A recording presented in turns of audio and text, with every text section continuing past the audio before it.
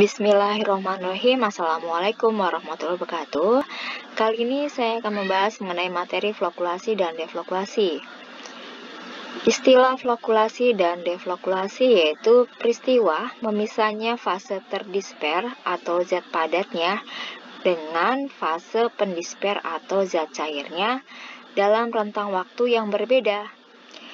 Dimana kalau flokulasi, terpisahnya dua fase tersebut lebih cepat dibandingkan dengan deflokulasi.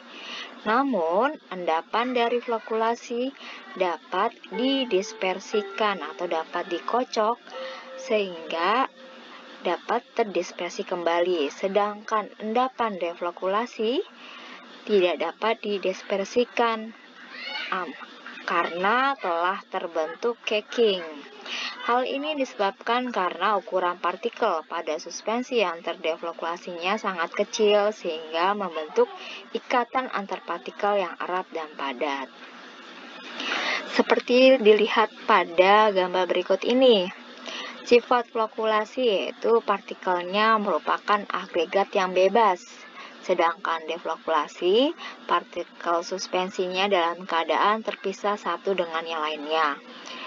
Untuk flokulasi, sedimentasinya terjadinya cepat, tapi tidak terbentuk kek yang keras. Sedangkan deflokulasi, sedimentasinya terjadi lambat, namun terbentuk kek yang keras.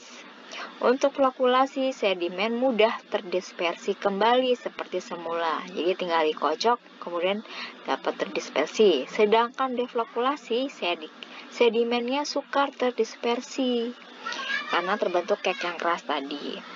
Untuk flokulasi, tampilan suspensinya kurang begitu menyenangkan karena sedimentasinya terjadi begitu cepat. Sedangkan deflokulasinya tampilannya menyenangkan karena zat tersuspensinya dalam waktu yang relatif lama. Begitu kira-kira untuk sifat sistem flokulasi dan deflokulasi. Kita lanjut mengenai keuntungan dan kerugian bentuk suspensi. Keuntungannya yaitu bahan obat tidak larut dapat bekerja sebagai depo atau gudang yang dapat memperlambat terlepasnya obat atau zat aktif. Yang kedua, keuntungannya yaitu untuk beberapa bahan obat yang tidak stabil jika tersedia dalam bentuk larutan. Yang ketiga, obat yang dalam sediaan suspensi rasanya lebih enak dibandingkan dalam larutan yang lain karena rasa obatnya tergantung dari kelarutannya. Untuk kerugiannya antara lain yaitu rasa obat dalam larutan lebih jelas, tidak praktis bila dibandingkan dalam bentuk sediaan lain, misalnya pulverized serbuk terbagi, tablet dan kapsul. Kemudian untuk rentan terhadap degradasi dan kemungkinan terjadinya reaksi kimia antar kandungan dalam larutan di mana terdapat air sebagai katalisator. Begitu keuntungan dan kerugian bentuk sediaannya.